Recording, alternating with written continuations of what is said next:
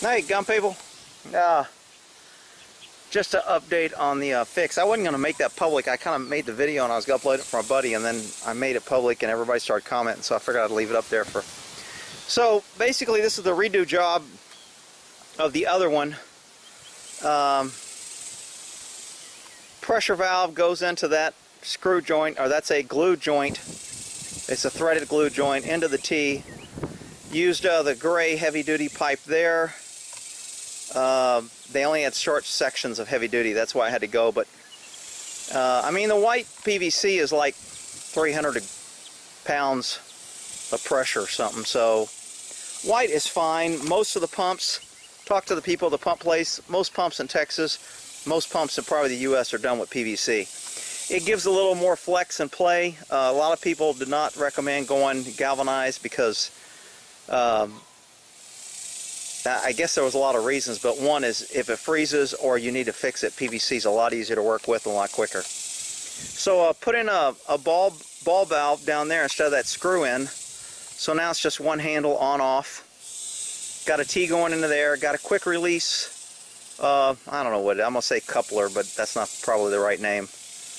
My buddy Pat, who helped me, knows all the technical stuff. He wasn't here because he knew that you guys are going to be cracking on it. So if there's anything wrong, it's his fault. If it looks good, it's because of me. So anyway, put that T there, hooked, added that quick disconnect.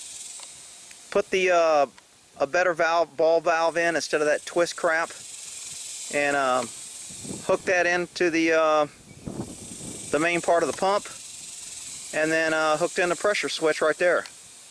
And that's the deal. A lot of people were talking about maybe it was sun damage. This thing's covered up.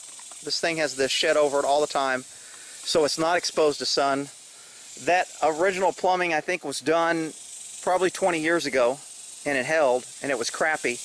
And actually the joint right here wasn't even glued. When we pulled it apart right above the leak, it came right off. They like put glue on one side, and it wasn't even glued on the other side.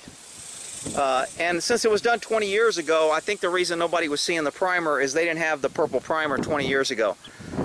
So now you see the purple primer when you prime it before you put the glue, which of course we did on all the joints, and put tape on all the screw. Right there is a screw joint, so we put tape on it.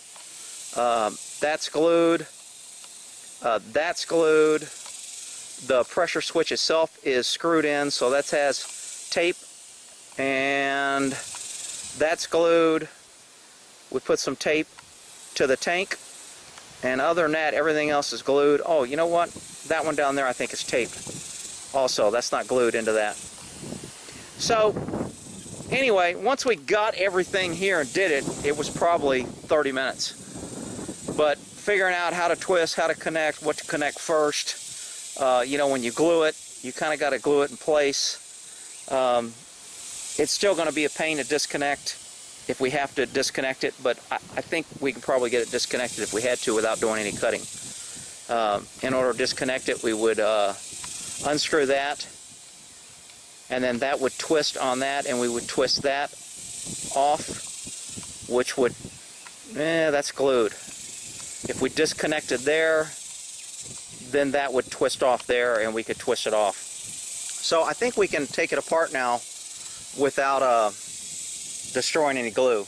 And but again, if it's done right, hell, when it was done wrong, it lasts 20 years. If it's done right, I'll be dead and gone. YouTube will already be burnt out, and we'll ban everything that's not LGBT Rainbow City, and it won't matter anyway. So anyway, that's the pump fix.